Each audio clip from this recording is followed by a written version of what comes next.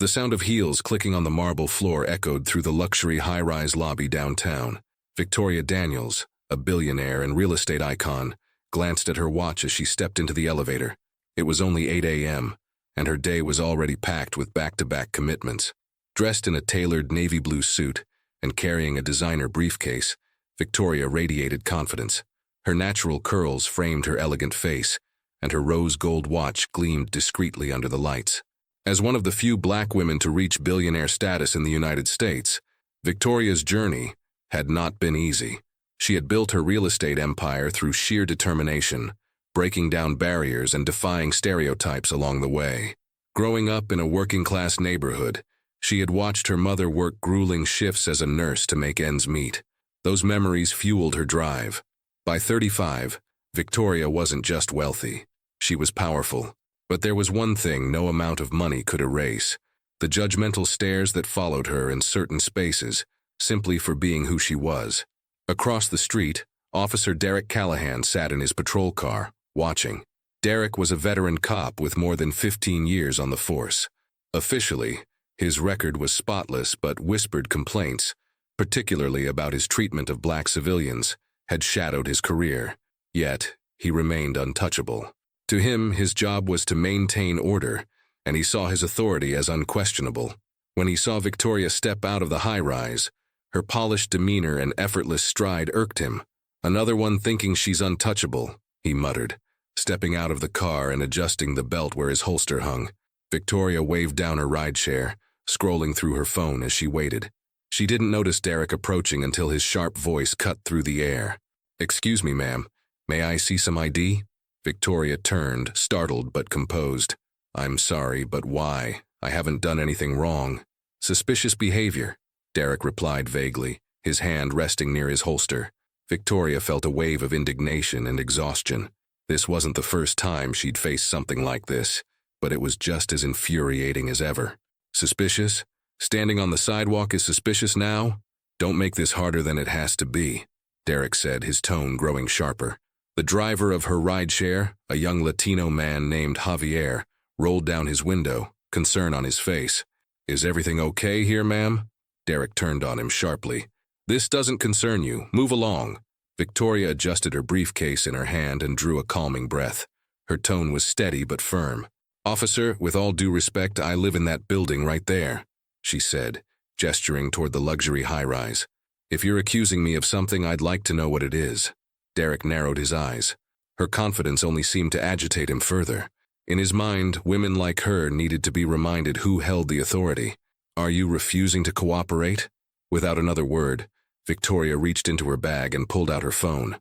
"I'm documenting this interaction. It's my right, and it ensures my safety.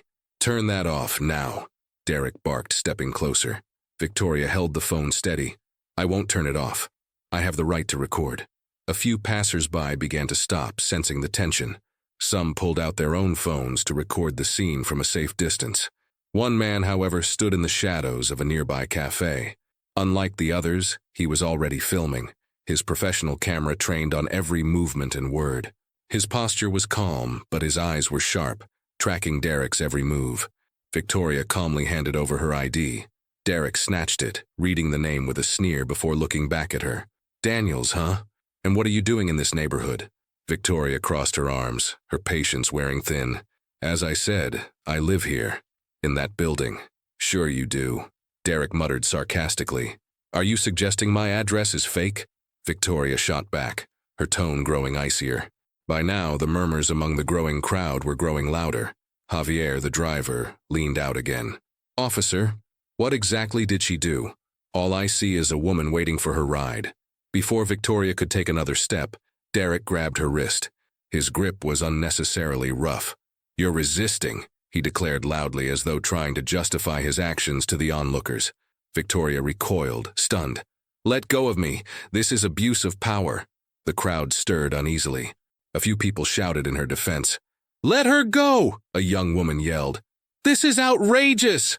Another bystander chimed in. Derek ignored them all. He reached for his radio and spoke loudly, his tone steady, but his eyes darting toward the bystanders. "I've got a suspect resisting arrest, requesting backup." Victoria's heart raced. She could feel the weight of every camera phone pointed at her, but in that moment, her focus was on getting out of this situation safely. "I am not resisting," she said firmly, her voice clear and unwavering. "You're doing this because I'm black and you think you can." The man with the professional camera stepped out of the shadows. His voice cut through the noise with a calm authority. "That's enough, officer. I've been filming everything since the beginning. I suggest you reconsider your actions." The street where the confrontation was unfolding was a hub of urban life, with towering glass buildings casting long shadows over the bustling sidewalks below. It was the heart of the city, where wealth and ambition coexisted uneasily with the remnants of a less glamorous past. Luxury cars glided through traffic alongside city buses, and high-end boutiques stood next to struggling mom-and-pop stores. For Victoria, this neighborhood symbolized her journey. The high-rise she called home wasn't just a residence. It was a statement. Decades ago, a black woman like her wouldn't have been allowed to walk through the doors of such a building, let alone own a penthouse suite there. She had fought tooth and nail to claim her space in a world that wasn't built for her. But even now, moments like this reminded her that no amount of wealth could fully shield her. Racism didn't see her accomplishments, her philanthropic contributions, or her empire. It only saw her skin color. Derek, on the other hand, saw this neighborhood differently. To him, it was a battleground. He had been a beat cop when the area was rife with crime decades ago, and though the city's shiny new developments promised progress, he never fully trusted it. "The cracks are still there," he often told his colleagues. But deep down, his disdain wasn't just for the criminal element. It extended to anyone he felt didn't belong. Victoria's success challenged Derek's worldview. She represented a disruption to the old order he clung to, where wealth and power had a certain look. To him, a black woman stepping out of a high-rise in a designer suit was a provocation, whether he admitted it to himself or not. The man with the professional camera lingered on the edge of the scene, his mind racing. His name was Charles Simmons, an independent journalist who had spent years documenting cases of police misconduct. Charles wasn't just an observer, he had a mission. For him, the camera was a tool for accountability, a way to amplify voices often silenced. Charles had been sitting at the cafe preparing to write when he noticed Derek's patrol car slow down. Something in the officer's body language tipped him off. He had learned to read these situations, to see the subtle shifts that often preceded unnecessary escalation. As soon as Derek approached Victoria, Charles started recording. Now as he stepped forward, his voice steady and his camera focused, Charles's presence changed the energy of the standoff. "Officer," he said, his tone calm but firm, "I've been filming everything. From the moment you stepped out of your car. There's no resistance here, only harassment." Derek froze for a moment, his grip on Victoria loosening slightly. The crowd stirred, murmuring more loudly. Someone clapped, a quiet but defiant gesture of solidarity. Victoria turned her head, her eyes locking on Charles for a brief moment.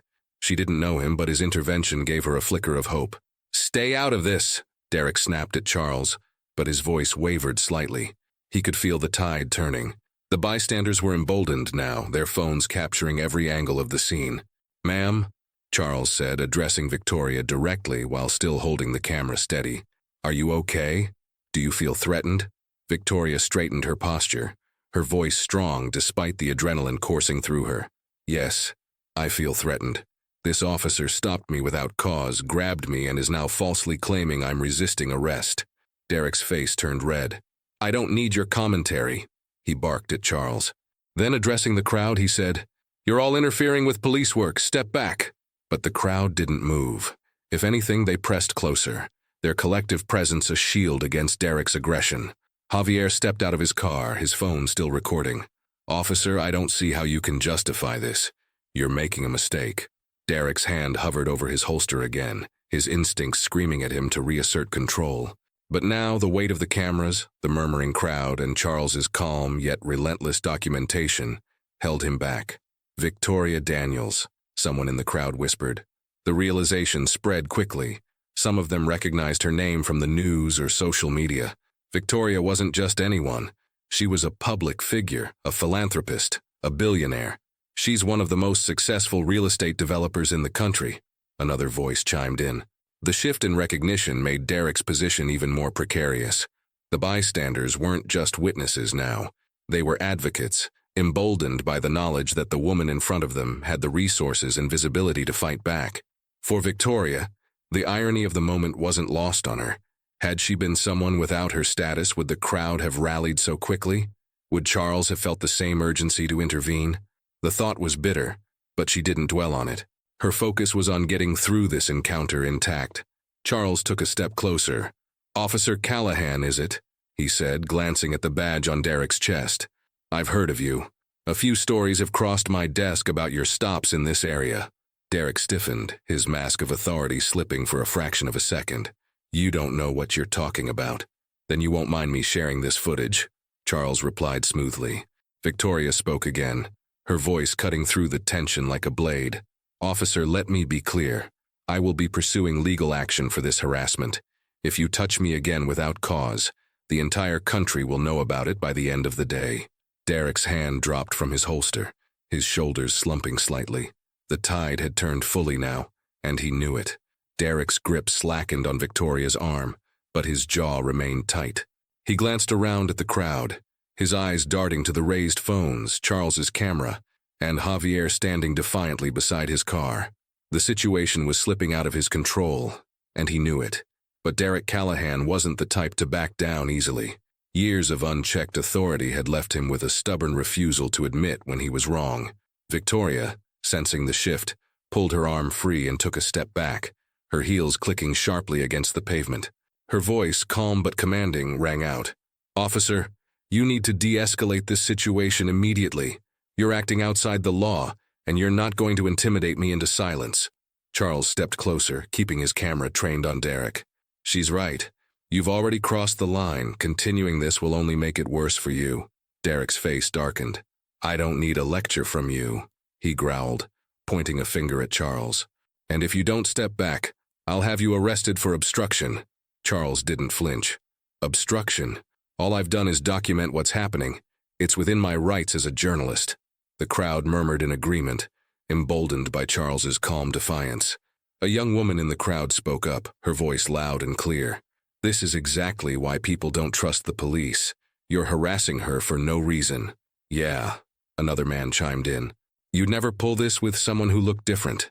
Derek turned sharply toward the crowd, his frustration bubbling over. "Everybody back off. This is a police matter." But the crowd wasn't backing off. If anything, their indignation grew stronger. Phones were held higher, voices grew louder, and someone in the back shouted, "We're not going anywhere." Victoria seized the moment, raising her own voice so everyone could hear her. "What you're seeing right now is a blatant abuse of power. This officer targeted me because of my skin color. He has no grounds for this stop, and I will not let him get away with it." The statement sent a ripple through the crowd. Some nodded in agreement, others cheered. Derek's expression tightened further. For the first time, he felt exposed, vulnerable in a way he hadn't before. Still, he wasn't ready to back down. Years of ingrained behavior told him that admitting fault was weakness.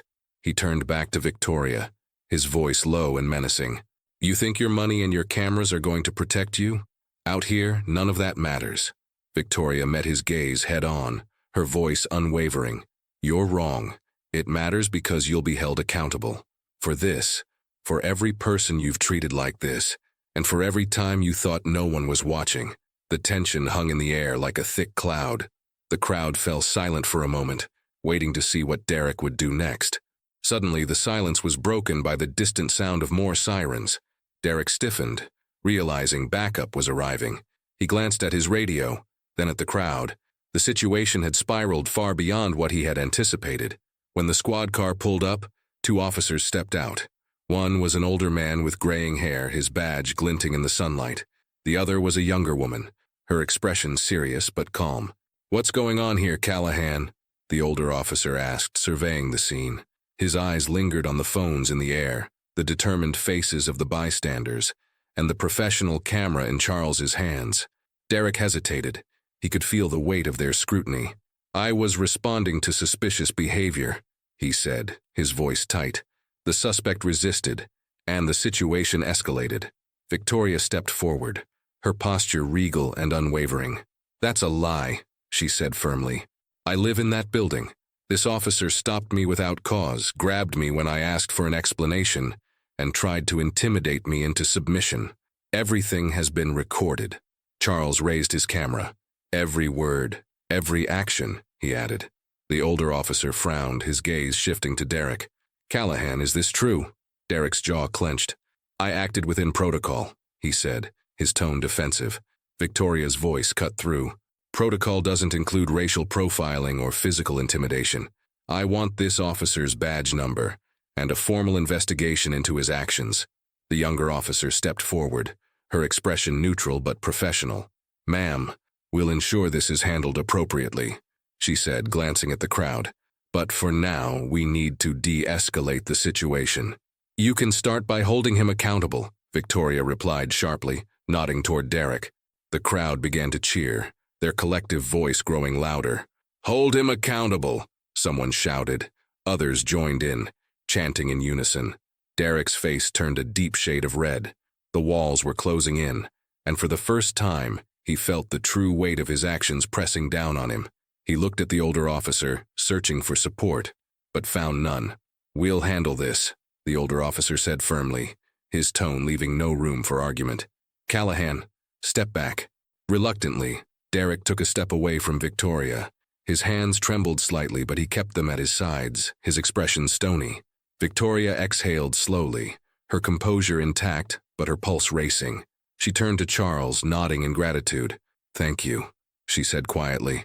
Charles gave her a small smile. You don't have to thank me. Just keep fighting. As the older officer escorted Derek away from the immediate scene, the crowd began to disperse slightly. The younger officer remained behind, addressing the onlookers with a firm but calming tone. Thank you for your cooperation. We ask everyone to remain peaceful as we conduct a proper investigation. Her words had a practiced precision, designed to cool tempers without admitting fault. Victoria stood tall, her arms crossed as she watched Derek retreat to the squad car. Despite her composed exterior, her mind was racing. This wasn't just about her. It was about the countless others who had been in her shoes without the privilege of cameras, witnesses, or the resources to fight back. Charles approached her, lowering his camera but keeping it at the ready. I'll send you a copy of everything I recorded, he said. But be prepared, this is going to go viral fast. Victoria nodded, her lips pressed into a thin line. It needs to, she said. People need to see this. She turned her attention to the younger officer, who had been silently observing her interaction with Charles. What happens now? Victoria asked, her tone direct. The officer hesitated, clearly choosing her words carefully. An internal review will be initiated. The footage will be critical in determining the next steps. Victoria's eyes narrowed. And what about accountability? Will this officer face consequences, or is this just another slap on the wrist? The officer's expression softened slightly. I can't promise what will happen, ma'am, but I can assure you this will be taken seriously. Victoria had heard those words before. They echoed in the hollow promises made after every incident of police misconduct that made headlines. But she wasn't going to let this fade into a statistic. Sergeant Callahan is a problem, Charles said bluntly, addressing the younger officer. I've followed his cases for years. He's been at the center of multiple complaints, profiling, excessive force, but nothing ever sticks. You know it as well as I do. The officer's jaw tightened, but she didn't respond. Victoria noted the subtle shift in her demeanor. There was knowledge there, unspoken but palpable. As the officer stepped away to speak with her partner, Javier approached Victoria, his phone still in hand. Ma'am, I've got my video too, he said, his voice laced with concern. I'll send it to you if you need it. Thank you, Victoria said, offering him a grateful smile. You didn't have to step in, but you did. That means a lot. Javier shrugged. It's the right thing to do. And honestly, this isn't the first time I've seen something like this. I've had my own run-ins before. His words struck a chord with Victoria. She reached into her bag and pulled out a business card. If you ever need legal help, call this number, she said. It's my legal team. They'll make sure you're protected. Javier's eyes widened in surprise. Thank you, ma'am. That's really generous. It's not generosity, Victoria said firmly. It's solidarity. Later that evening, Victoria sat in her penthouse, scrolling through her phone. The videos of the incident had already started circulating online. Her name was trending. accompanied by hashtags like Justice for Victoria and Bosch Police Accountability. She placed her phone down and turned to the expansive floor-to-ceiling windows, the city skyline twinkling in the distance. For years, she had avoided drawing attention to herself.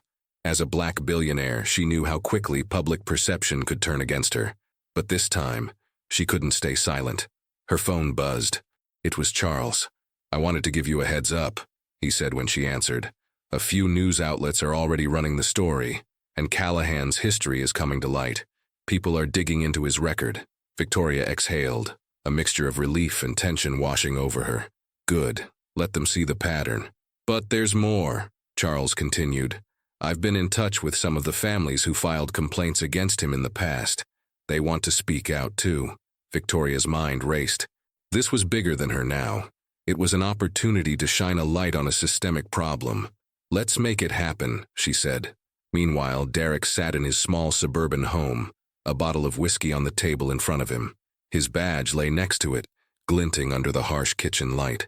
The day's events replayed in his mind, each moment chipping away at the armor of authority he had always worn. He glanced at his phone, where texts from his union representative and a lawyer awaited his response. But what gnawed at him most was the video. He knew it was everywhere by now, and there was no escaping it. For the first time, Derek felt the weight of the accountability he had evaded for years. He picked up his badge and turned it over in his hand. Was it worth it? The thought lingered, heavier than the badge itself. Back at the penthouse, Victoria was in a conference call with her legal team and a PR strategist. "This isn't just about filing a complaint," she said. "I want structural changes, policy reforms, and I want his victims to have their day in court." Her lawyer nodded. "We'll pursue every legal avenue, and if Callahan's superiors tried to cover for him, we'll expose that too." The PR strategist added, "You have the public's attention right now. This is the time to push for change." Victoria's resolve hardened. She wasn't just fighting for herself. She was fighting for everyone who had ever been silenced or ignored. The days that followed were a whirlwind. Victoria's name dominated headlines, and the footage of her encounter with Derek Callahan had amassed millions of views. Social media was ablaze with debates, and the public's outrage had grown into a movement demanding justice, not just for Victoria, but for others who had experienced similar abuses. Protests erupted across the city, peaceful but resolute. Signs bearing phrases like "Justice for All" and "End Racial Profiling" filled the streets. Victoria found herself at the center of it all, a reluctant but determined symbol of resistance. Inside her penthouse, Victoria was on another call with Charles, who had become an invaluable ally. "More people are coming forward," he said. "I've spoken to 3 families today alone, all with credible stories about Callahan. Excessive stops, intimidation, even fabricated charges. Some of them are willing to go public." Victoria leaned back in her chair, her thoughts racing. "This is bigger than one officer," she said. "We need to focus on the system that enabled him." "I agree," Charles replied. "But taking on the system is going to make this messy. You need to be ready for what comes next." Victoria's gaze hardened. "I've been ready my whole life." Meanwhile, at the precinct, the pressure on Derek was mounting. Internal Affairs had launched an investigation, and the department's leadership was scrambling to manage the fallout. Derek sat in a small, windowless room across from his union lawyer, his hands clenched into fists. "They're making you the scapegoat," the lawyer said bluntly. "The department is going to distance themselves from you to protect their reputation." Derek scowled. "I did my job. That woman was out of line, and now they're treating me like a criminal." The lawyer sighed. "This isn't about what you think you did. It's about optics. The video is damning and the department can't afford to back you. If you don't play this smart, you'll be on your own." The words stung. Derek had always believed in the brotherhood of the force, the unspoken rule that they protected their own. But now he felt that solidarity slipping away. That evening, Victoria attended a town hall meeting organized by community leaders. The room was packed, the air electric with a mix of anger and hope. People from all walks of life shared their stories, some trembling with emotion as they recounted their experiences with racial profiling and police abuse. When Victoria took the stage, the room fell silent. She stood at the podium, her presence commanding. "I didn't ask to be in this position," she began, her voice steady but charged with conviction. I didn't ask to be harassed or humiliated. But it happened, and now it's my responsibility to make sure it doesn't happen again. To me, to you, or to anyone else." The crowd erupted into applause, but Victoria held up a hand to quiet them. "This isn't just about one bad cop," she continued. "This is about a system that allows people like him to thrive, that shields them from accountability, and that punishes the victims instead of the perpetrators. We need change, real change, and it starts with us." As she spoke, a figure entered the back of the room quietly. Charles, standing near the edge of the crowd, noticed him immediately. It was Derek Callahan. Derek's presence sent a ripple through the room as people began to notice him. Whispers spread like wildfire, and a few gasps broke the silence. Victoria, sensing the shift in the crowd's energy, paused and turned her gaze toward the back of the room. Her eyes locked on Derek's, and for a moment, the room seemed to hold its breath. Derek took a step forward, his face a mixture of defiance and something more complex. Regret, perhaps, though it was hard to tell. "What are you doing here?" someone shouted from the crowd. "Get out!" another voice yelled. But Victoria raised her hand again, silencing the outburst. "Let him speak," she said, her voice calm but firm. Derek hesitated, clearly unprepared for the moment. He looked at Victoria, then at the crowd, and finally back at Victoria. "I came to apologize," he said, his voice low but steady. A murmur ran through the room. Charles's camera was already recording, capturing every second. "I made a mistake," Derek continued, his eyes darting to the floor. "I let my prejudices and assumptions get the better of me. I was wrong." Victoria's expression didn't soften. She crossed her arms and took a step closer to the edge of the stage. "And what are you going to do about it?" Derek looked up at her, his face pale. "I'm resigning from the force, and I'm going to cooperate with the investigation. I'll tell them everything about my actions, about the culture that lets it happen. All of it." The room was silent. No one had expected this. Victoria studied him for a long moment, searching for sincerity in his words. "Actions speak louder than words, Officer Callahan," she said. "We'll be watching." Derek nodded, then turned and walked out of the room, the crowd parting to let him pass. The unexpected encounter sent shockwaves through the community and the media.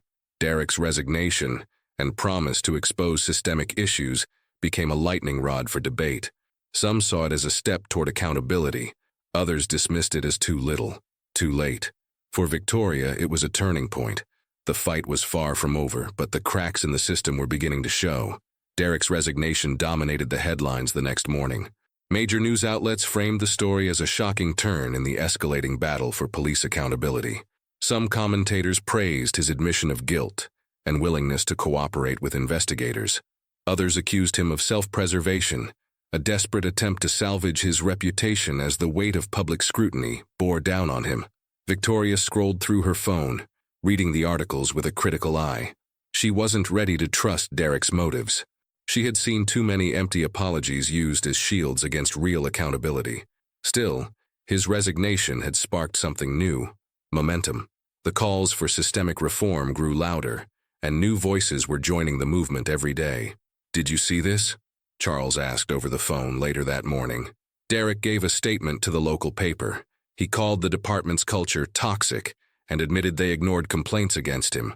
Victoria frowned, her fingers tapping the edge of her desk. "And we're supposed to applaud him for this? He benefited from that culture for years. It's only now, when he has nothing left to lose, that he's speaking out." "I get it," Charles said, "but this could work in our favor. His testimony makes it harder for the department to deny what's happening." Victoria sighed. "Let's hope he follows through. I'm not celebrating until I see real action." At the same time, Derek was facing a new reality. His home, once a sanctuary, now felt suffocating. The online backlash had been swift and brutal. Former colleagues had turned their backs on him, and old friends avoided his calls. Even his family, long supportive of his career, had begun to question his actions. Sitting alone in his living room, Derek watched a news segment about himself. The anchor was dissecting his apology, questioning its sincerity. A clip of Victoria speaking at the town hall played next. "This isn't just about one officer," she said in the video, her voice strong and clear. "It's about a system that protects people like him while punishing the rest of us. He resigned, but that's not enough. We need real change. Derek turned off the TV, the silence in the room almost deafening. Her words stayed with him, sharper than the criticism from strangers. For the first time, he began to ask himself hard questions. In the days that followed, Victoria's fight gained traction in unexpected ways. Inspired by her resilience, local activists organized a march, drawing thousands of participants. Victoria was hesitant to take the spotlight again, but Charles convinced her. "You're a symbol now," he said. "People are looking to you for leadership. Whether you like it or not, this is your moment." The march was a powerful display of unity. Protesters of all backgrounds filled the streets, chanting for justice and holding signs that demanded change. Victoria walked at the front, her presence dignified but resolute.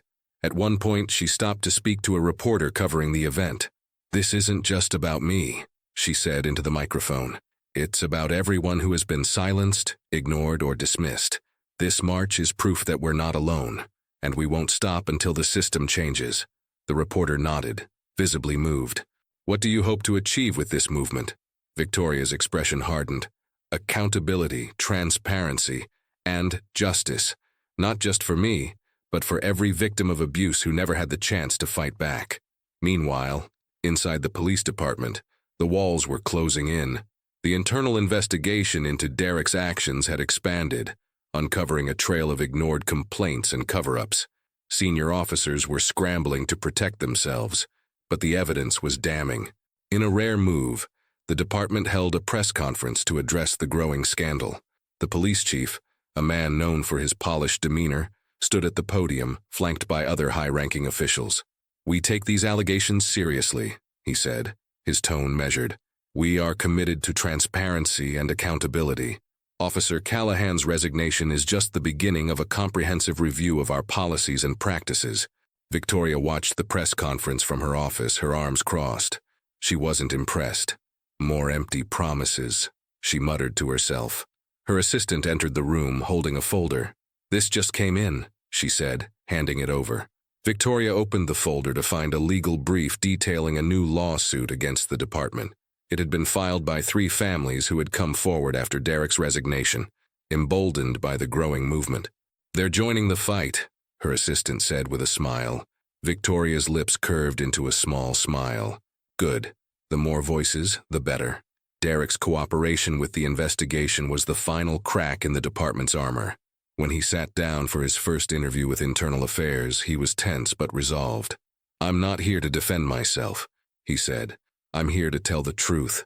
Over the next several hours, Derek laid bare the inner workings of the department, the unspoken rules, the culture of silence, and the tacit approval of questionable tactics. He named names, provided details, and handed over evidence he had kept over the years. By the end of the interview, the investigators were stunned.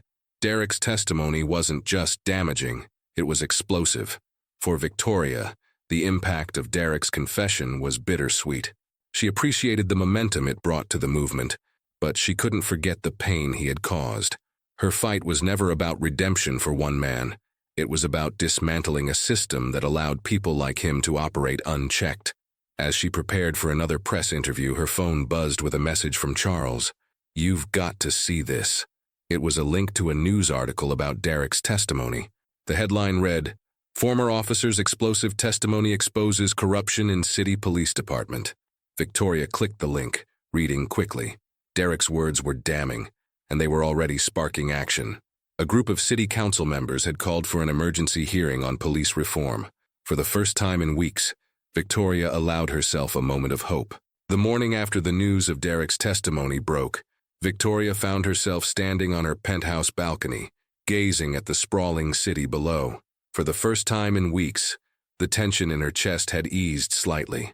The fight wasn't over, far from it, but progress was undeniable. Her phone buzzed on the marble counter behind her. It was an email from the city council, inviting her to speak at the upcoming hearing on police reform. She opened the message, scanning the details. The hearing was in 2 days, and they wanted her to share her experience and advocate for change. Victoria set the phone down and exhaled deeply. Public speaking wasn't new to her, but this felt different. This wasn't about selling an idea or negotiating a deal. This was about laying bare her truth. A knock at the door pulled her from her thoughts. When she opened it, Charles stood there, camera bag slung over his shoulder. "Ready for another day in the spotlight?" he asked with a wry smile. Victoria chuckled softly, stepping aside to let him in. "I don't think I'll ever get used to it. But ready or not, I don't have a choice." Charles placed his bag on the counter and pulled out his camera. "That's what makes you the right person for this. You're not doing it for attention. You're doing it because it needs to be done." Victoria poured them both coffee, nodding thoughtfully. "It's bigger than me now," she said. "The families coming forward, the protests, the pressure on the system. It's all connected. I just hope it doesn't fizzle out once the headlines move on." Charles took a sip of his coffee. "That's why we have to keep pushing. The council hearing is a big opportunity. They're giving you a platform. Use it." Victoria set her mug down, her resolve hardening. "I will." The hearing was held in a grand chamber at City Hall, with rows of seats packed with community members, activists, and reporters. Victoria sat in the front row, her tailored black dress exuding authority. Next to her were several families who had come forward, their faces a mixture of determination and nervous anticipation. When her name was called, Victoria stood and approached the podium. The room fell silent as she adjusted the microphone and began to speak. "Good morning, council members," she began, her voice steady. "My name is Victoria Daniels. I'm a businesswoman, a community advocate, and someone who was recently subjected to an abuse of power by a police officer who should have been protecting me, not targeting me." She paused, letting her words settle in the room. "What happened to me isn't unique. It's part of a pattern enabled by a system that prioritizes protecting itself over serving the people. And while I'm grateful to be here today, I can't ignore the fact that many others don't get this opportunity. They don't have the resources, the platform, or the visibility I have. Their voices go unheard. Their pain is dismissed. And that's why I'm here, to speak for them as well." The audience was captivated, her words striking a chord with everyone in the room. Victoria continued, sharing not only her story but also the stories of the families sitting behind her. She described the systemic failures that allowed Derek Callahan to operate unchecked for years and outlined specific reforms the council needed to implement. When she finished, the room erupted into applause. Even some council members clapped, their expressions betraying a mix of admiration and shame. That evening, Victoria returned home to find a flood of messages on her phone, texts, emails, and social media notifications from people around the country thanking her for speaking out. But one message stood out. It was from Derek. "I watched your speech today. You were right. I didn't protect the people I was supposed to serve. I can't undo what I've done, but I'm trying to make it right. Thank you for pushing me to see that." Victoria stared at the message for a long moment. She wasn't sure how to feel. Part of her wanted to dismiss it as too little, too late. Another part of her wondered if his regret could lead to something meaningful. She didn't reply. The reforms Victoria advocated for gained traction faster than anyone had expected. Within weeks, the city council passed several measures, including stricter oversight of police conduct, a civilian review board with subpoena power, and mandatory de-escalation training. The changes were a start. Far from perfect, but progress nonetheless. For Victoria, the fight didn't end there. She began working with national organizations, using her platform and resources to push for broader reforms. She funded scholarships for aspiring lawyers who wanted to focus on civil rights, and partnered with Charles to create a documentary highlighting stories of police abuse and systemic racism. Her life had changed in ways she hadn't anticipated. She had gone from a private businesswoman to a public figure, a reluctant activist who had found purpose in the struggle. One evening, months after the incident, Victoria walked through her neighborhood. The air was cool, the city lights reflecting off the pavement. As she passed a park, she noticed a group of teenagers gathered around a bench, laughing and chatting. One of them looked up and recognized her. "Hey, you're Victoria Daniels, right?" Victoria smiled. "I am." The teenager's face lit up. "What you did, it meant a lot to my family. My mom says you're a hero." "I'm no hero," Victoria said softly. "I'm just someone who refused to stay silent." The teenager nodded, his expression thoughtful. "Well, we're glad you didn't." Victoria walked away, her heart lighter. The path ahead was still long, But for the first time, she felt like the tide was turning. Victoria's success in driving reform had ripple effects far beyond her city. National media outlets covered her story in depth, framing her as a modern civil rights leader. Donations poured into the foundations she had partnered with, and prominent activists reached out to collaborate. But as the movement gained traction, so did the resistance. It began with anonymous threats. Emails filled with racial slurs and warnings to stay in your lane flooded Victoria's inbox. Her office received calls from blocked numbers, the voices on the other end spewing hate. At first, Victoria ignored them, brushing them off as the desperate attempts of people afraid of change. But when a brick was thrown through the window of her downtown office, she knew it was more than idle threats. The police arrived quickly, their tone professional but distant. Victoria couldn't help but notice the irony of calling for help from the same institution she was trying to reform. "This could have been random," the officer said, examining the damage. "We'll look into it, but without a suspect or witnesses, there's not much we can do." "It wasn't random," Victoria said flatly, pointing to the note taped to the brick.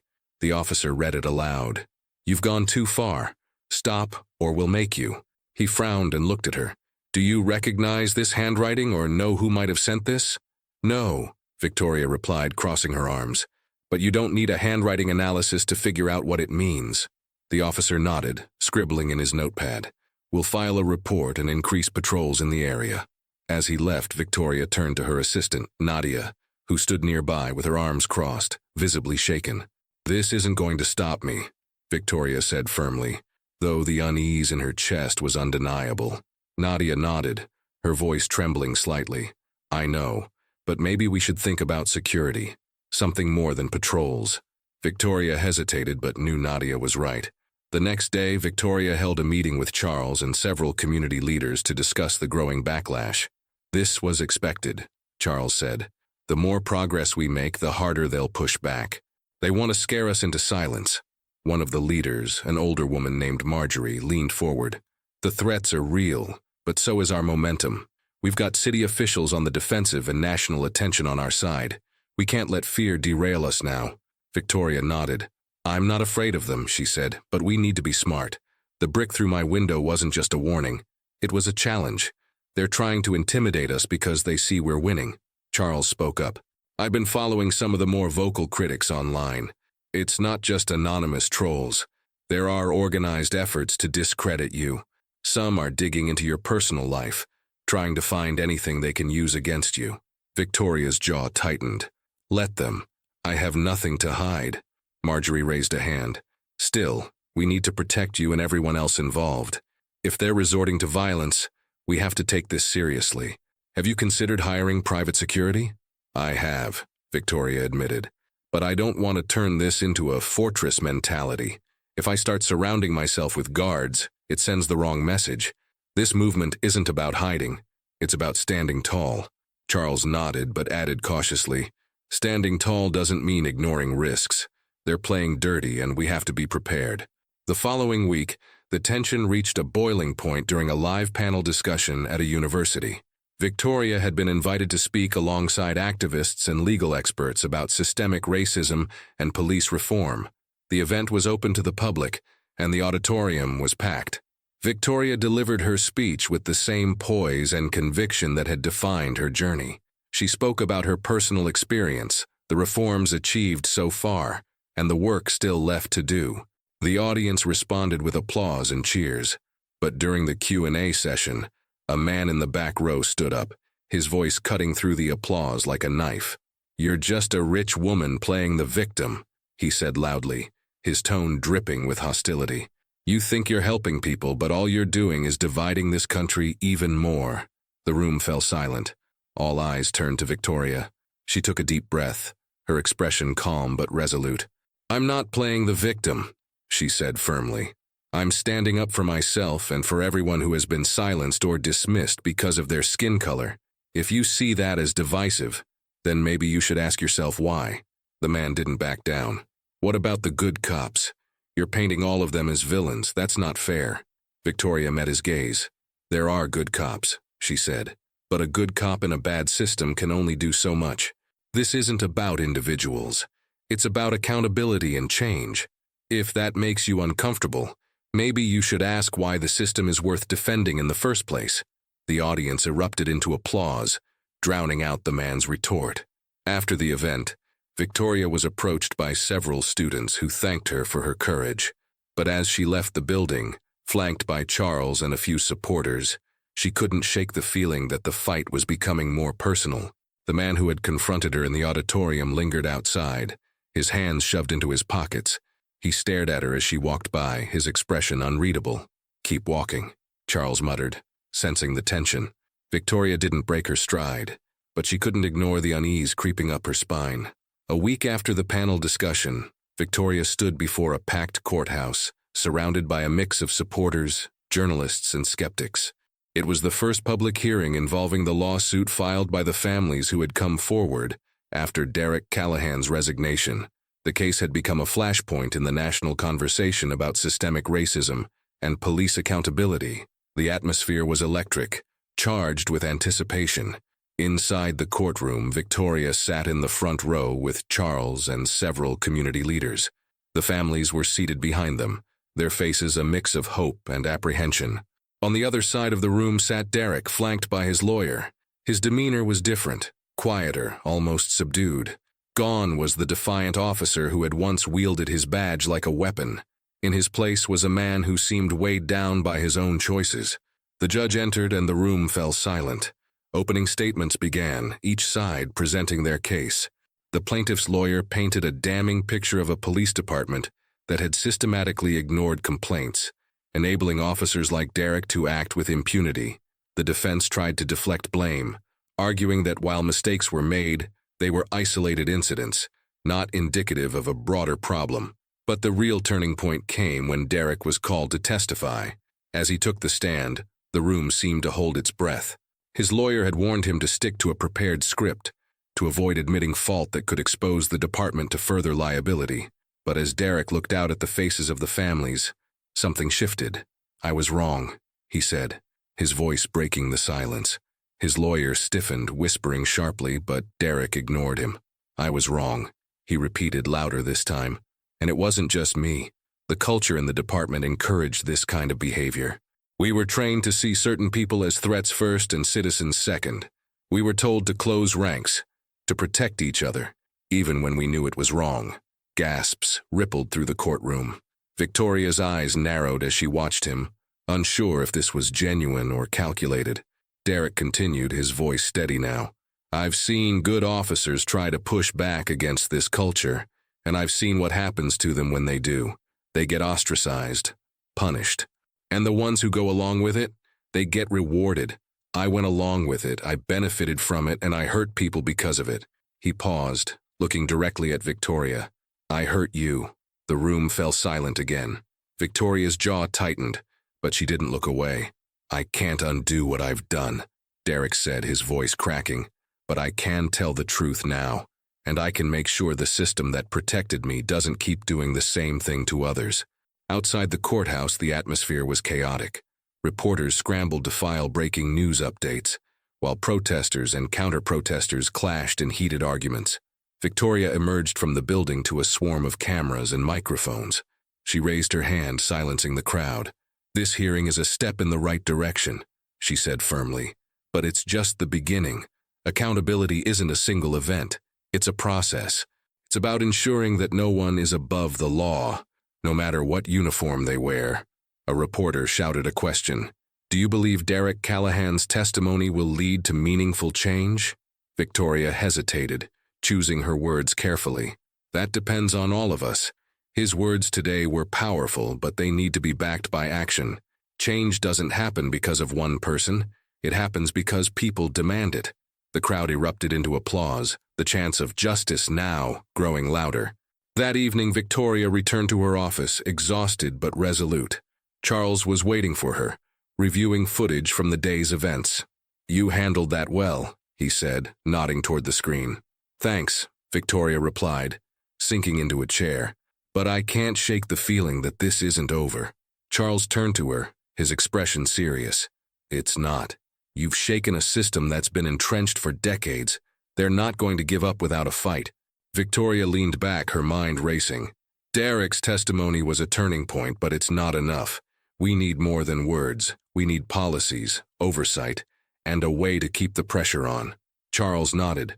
And you'll get it. You've already started something they can't ignore. The question is, how far are you willing to take it?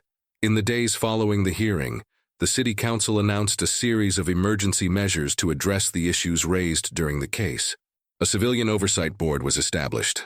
Officers with repeated complaints were placed under review, and new transparency protocols were implemented. For the first time in her life, Victoria felt like the tide was truly turning. The fight wasn't over, but progress was undeniable. One evening, as Victoria walked through her neighborhood, she passed a mural painted on the side of a building. It depicted a diverse group of people standing together, their hands raised in solidarity. In the center of the mural was an image of Victoria, her face calm and resolute. Beneath it, bold letters read, "Stand for Justice." Victoria stopped and stared at the mural, her emotions a mix of pride and humility. This wasn't about her. Not really. It was about the people who had joined the fight, the voices that refused to be silenced. As she turned to walk away, her phone buzzed. It was a message from Javier, the rideshare driver who had stood by her that fateful day. "Thank you for not giving up. Because of you, my little brother wants to be a lawyer. You're changing lives." Victoria smiled, a quiet but profound sense of purpose settling over her. The fight would go on, but for the first time, she knew she wasn't fighting alone. Weeks turned into months, and the ripple effects of Victoria's fight for justice continued to spread. The reforms in her city became a model for other municipalities across the country.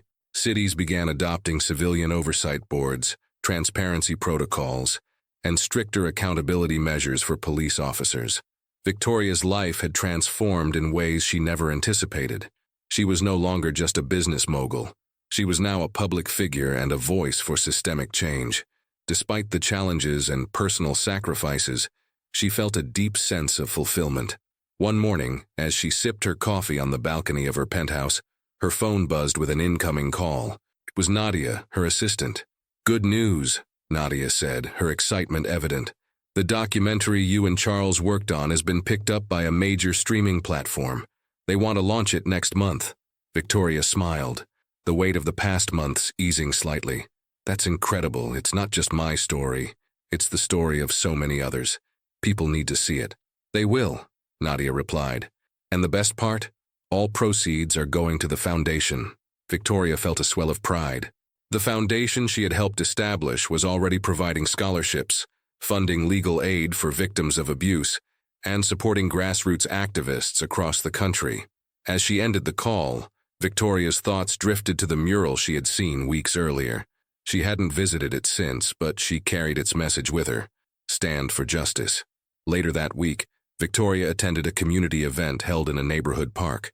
It was organized by local activists to celebrate the progress they had made, and to acknowledge the work still left to do. Children played on the swings, families shared food, and community leaders gave speeches. The atmosphere was one of hope and resilience. As Victoria walked through the park, she was approached by a young girl no older than 8. The girl tugged on her sleeve and looked up at her with wide eyes. "Are you the lady from the mural?" the girl asked shyly. Victoria knelt down to meet her gaze. "I am. What's your name?" "Imani," the girl said, clutching a small notebook to her chest. "It's nice to meet you, Imani," Victoria said warmly. "Do you like the mural?" The girl nodded enthusiastically. "It's so pretty. My mom said you're really brave." Victoria's heart swelled. "Well, your mom sounds pretty brave too. You should always listen to her." Imani grinned and opened her notebook, revealing a drawing of the mural. "I want to be like you when I grow up." Victoria blinked back tears as she smiled. "You can be even better. Just remember to always stand up for what's right." As the girl ran back to her mother, Victoria felt a sense of purpose that ran deeper than ever. This was why she fought for the future, for the next generation, for children like Imani who deserved a world free of fear and injustice. That night, as Victoria sat in her living room, she reflected on everything that had led her to this moment. The fight wasn't over, but she had proven that change was possible when people came together. She thought about Charles, still tirelessly documenting stories of injustice, about Javier, who had become a community organizer, and even about Derek, whose testimony had catalyzed a movement for reform. Her phone buzzed with another message, this one from Charles. The work continues. Let's keep pushing. Victoria smiled and typed back, always. As she put her phone down, she felt a profound sense of peace. She had found her voice, her purpose, and her community.